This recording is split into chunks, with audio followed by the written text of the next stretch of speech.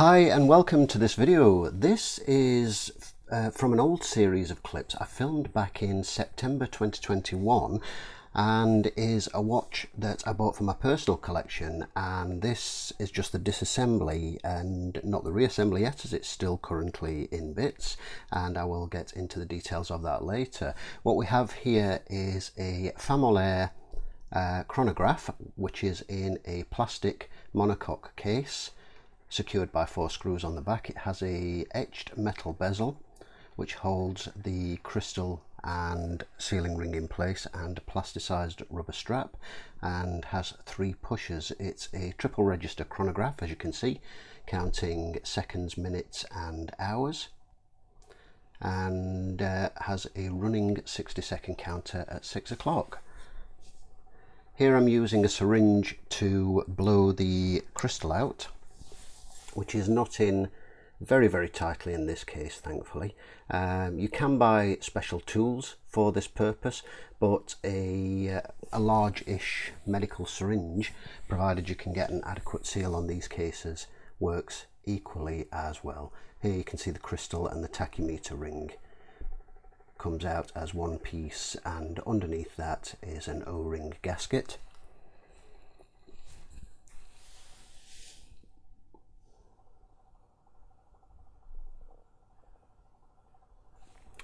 Which I'm carefully removing there to avoid scratching the dial.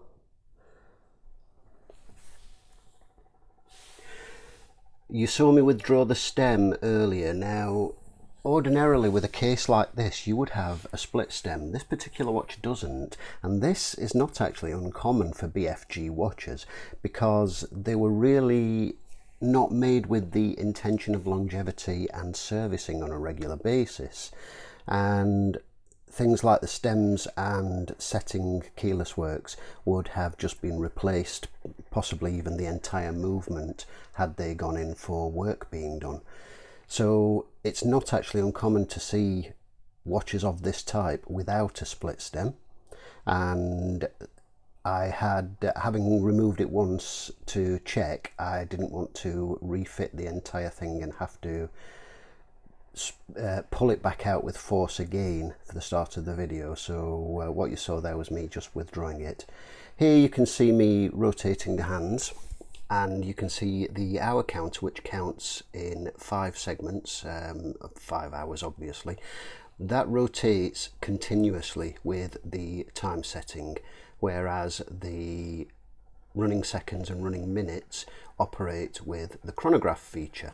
It's a little bit of an unusual operation. The upper right button starts and stops the chronograph as you normally would expect.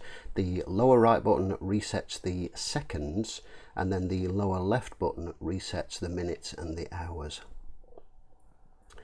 There you saw me removing a return spring, and this is so that I can get access to the click, which is a very fiddly and hard to reach click, and you'll see that in greater detail as we strip down the movement. And there I'm just releasing the wind on the barrel. We can now move on to removing the hands, so using a plastic sheet to protect the dial and my favourite hand levers, we go ahead and remove those.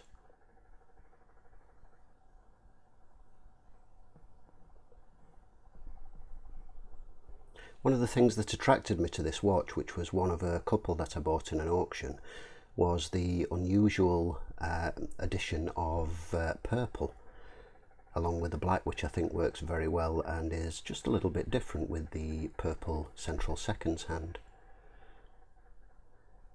We can now remove the 3 subdial hands.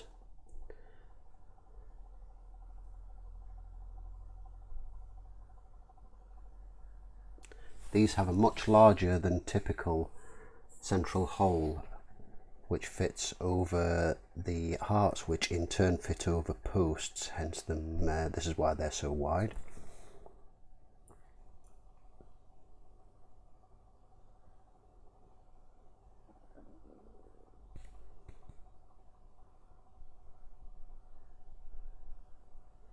And there I'm retrieving the sweep seconds hand, which was stuck to the plastic sheet, and we can return and remove the hour counter.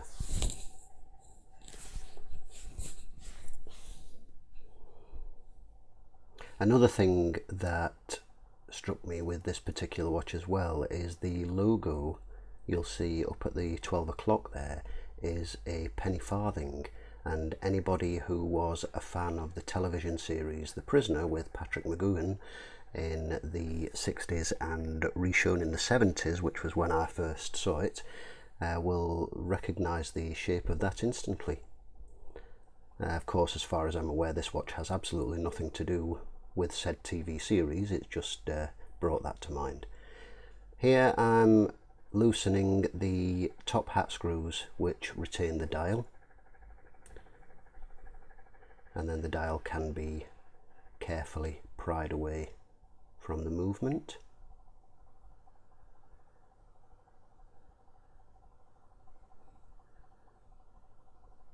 It's quite a firm fit, as you can see.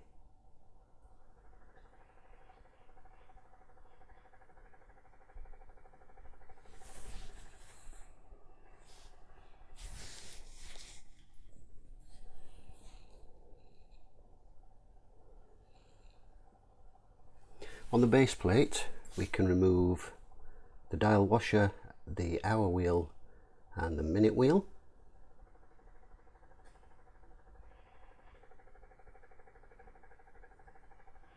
And here I'm just demonstrating the lower left pusher which operates the hammers to reset the hearts of the minute and hour counter. These particular hearts with their mounting posts for the hands can simply be lifted clear of the posts, as the running seconds at the bottom can likewise be, and we can then remove there. I'm just checking to see if anything else lifts away before removing the cover plate. We can then remove the cannon pinion, which is a free cannon pinion, and tension is provided via the barrel lid. Onto the movement side, and we begin by removing the balance.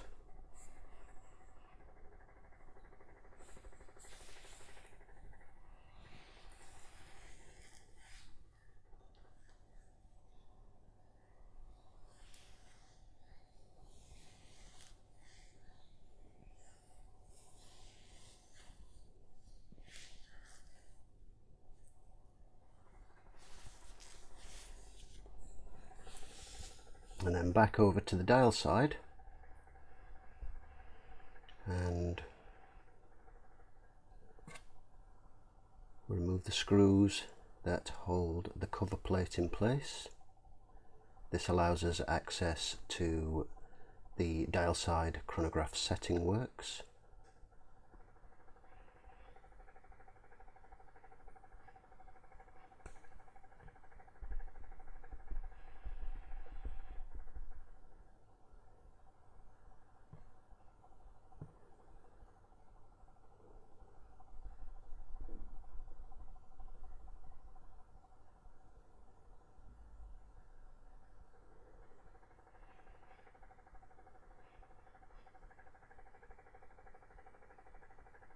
Lifting that carefully away just in case anything decides to ping and surprise me, which thankfully it did not. As you can see, it's a very simple plate construction.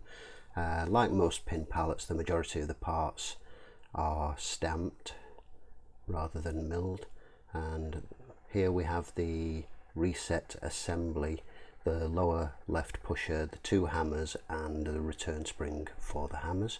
These just lift away from their posts, and you can see how they interact with one another. The left pusher pushes down on the left hammer, which in turn moves the right hammer via the joint assembly that connects the two. And then of course the return spring will push them back into position once the pusher is released.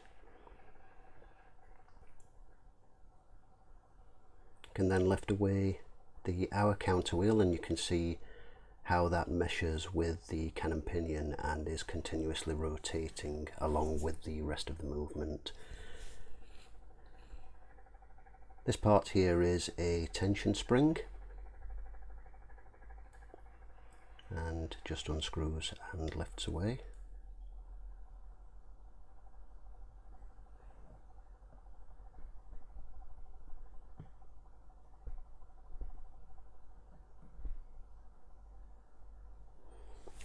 to the secondary cover plate, which covers the main dial side where the motion works and the keyless works are.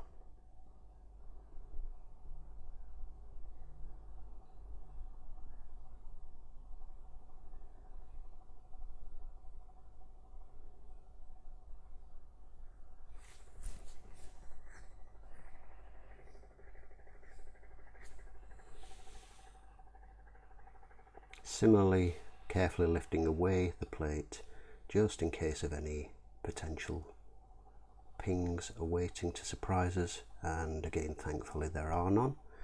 Slightly more complex plates with a bit more shape to it than the upper cover plate, as you can see, but relatively simple all the same. And the main part of the dial side, as you can see, is very straightforward.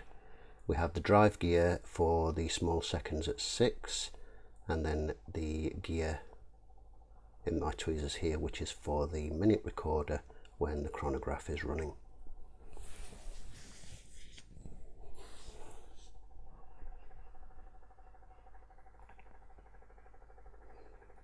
And there you can see the extended pinion which passes through and engages with the fourth wheel.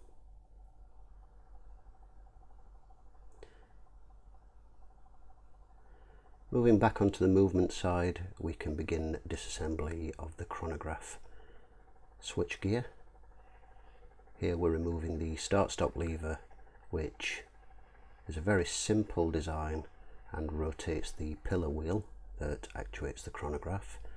And having already removed the return spring, we can unscrew and remove the reset lever, and this is the one that resets the center seconds hand only, the lower right button, and you can see the hammer on that as it was removed.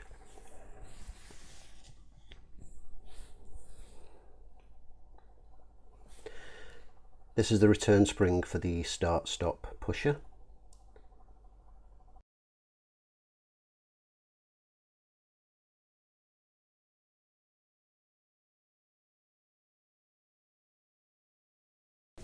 Like most BFG movements, the construction is quite simple, quite agricultural almost, but very effective nonetheless.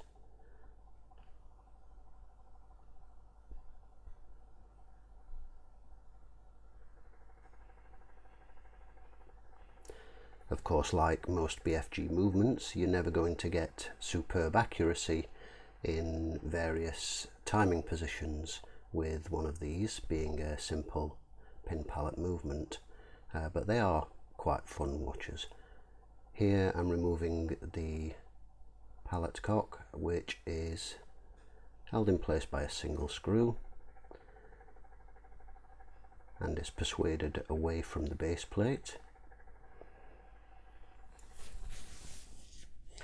At the time of stripping this particular movement, it doesn't look like it's ever been uncased prior to my buying it, and as you could see right at the start, it would only run for a very few seconds. And there's the stereotypical pin pallet fork. Incredibly simple construction, stamped with 2 metal pins.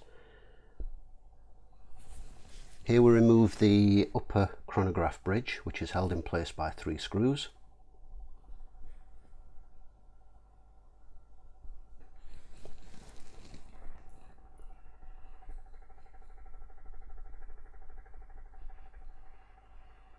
And with a little bit of encouragement,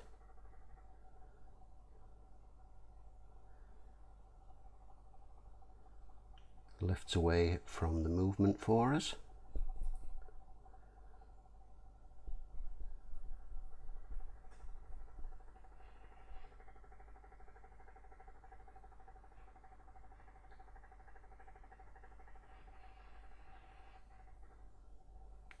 And underneath this particular plate, as you can see, are the operating levers, the clutch levers for the start and stop function, and the pillar wheel. Underneath this is a secondary chronograph plate, which is held in place by 2 screws.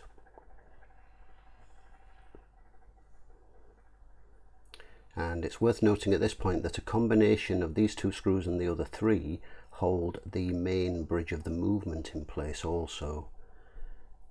So the main movement bridge, which is underneath here, does not use its own retaining screws, as you will see.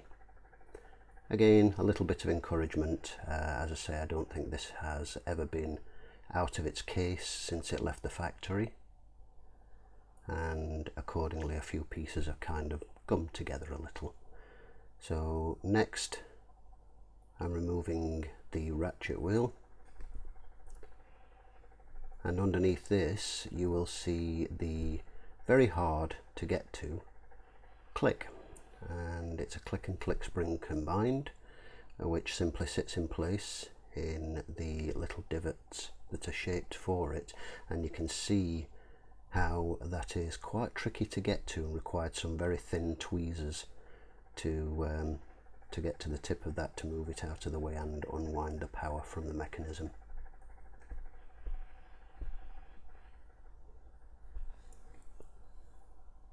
This incredibly large screw here is a left-hand thread for the crown wheel, which is common, although it's not marked with the triple lines that typically denote a left-hand thread. So it's worth noting that it is indeed a left-hand thread. And then the crown wheel is a 2-part assembly with a central bushing.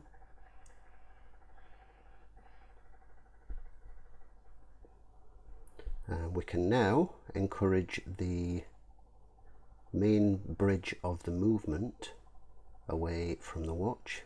Again, this took a little bit of jiggling and encouragement, and there I'm just wiggling the lower section of the heart of the chronograph out of the way so that the bridge can lift clear over it, like so.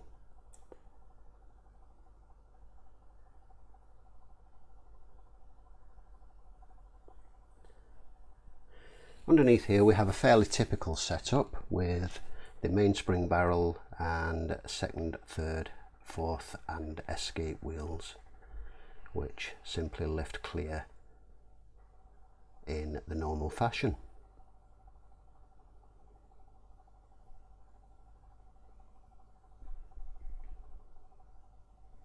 Now, I mentioned that this watch is still in bits. Having been cleaned, it is indeed sitting in its box in bits, and the reason it hasn't been assembled is the chronograph runner that you saw there was actually the tip of that of the pivot snapped off at some point while it was in the cleaning machine, and I suspect that it must have been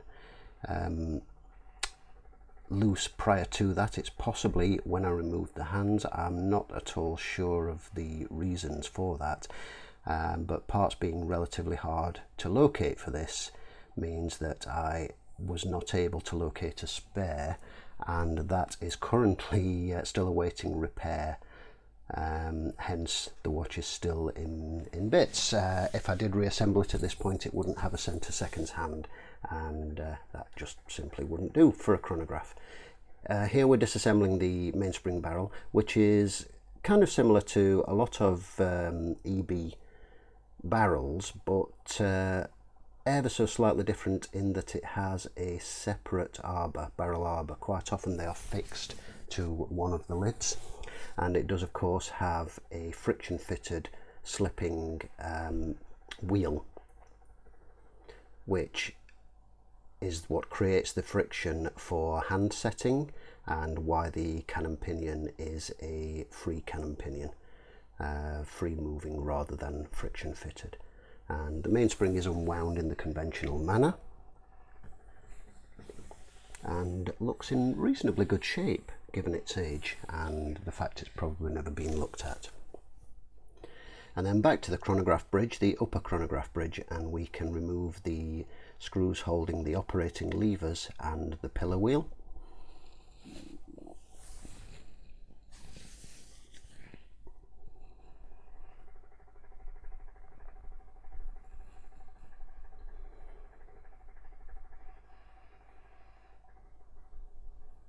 And at that point there I was just checking to see if they differed in any way to one another, as sometimes this is the case, and it's important to make sure screws go back in the correct place. There you can see the hook on the end of that particular operating lever, which is for the operating / return spring that I unhooked at the very start of the video.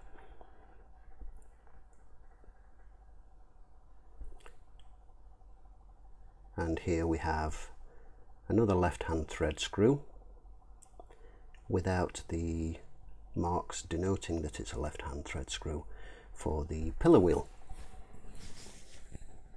So that's two left hand thread screws on this watch, one for the pillar wheel and one for the crown wheel. The crown wheel typically is expected. The pillar wheel I was a little surprised at. There's not really any specific reason that it should be, so it was a little bit of a surprise finding out that it was, and it's a shame that it wasn't marked accordingly. Back to the movement and the dial side, and we can remove the keyless works, which again in EB BFG fashion are very sort of straightforward, simple stamped components. So remove the setting lever spring, which has been a bit reluctant to come away there, nice and shiny and slippery and hard to get a hold of. And then the yoke spring, which is quite a firm spring, so I'm being very careful removing it there. And then the yoke, apologies for being slightly off screen here.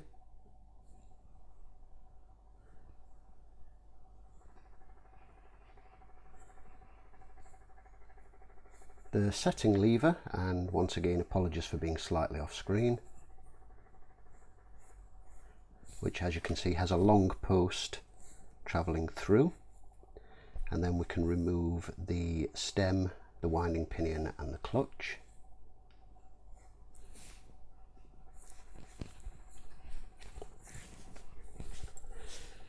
And the only part remaining for removal now is the keyless works bridge, which again is common on pin pallets to have a separate bridge which is either fitted over posts and clamped in place by the barrel or train bridge, or is screwed in place as on this one here. And this again was secured very, very firmly and took a bit of encouragement to wiggle free. Underneath this is an intermediate wheel which just lifts away from its post. This could have been left in place for cleaning, but I like to be as thorough as possible, especially with an old vintage watch that has likely never seen a service before.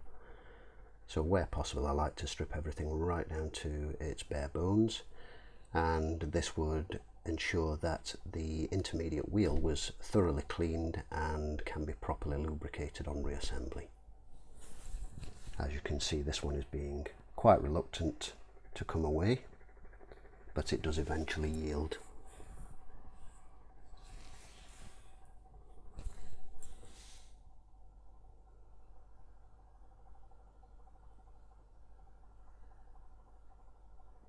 And with the encouragement of a pair of brass tweezers, there it goes, and you can see just under there the intermediate wheel, and this just lifts away. And that concludes the disassembly of the Famolare chronograph. Thank you for watching, and I hope you've enjoyed this video.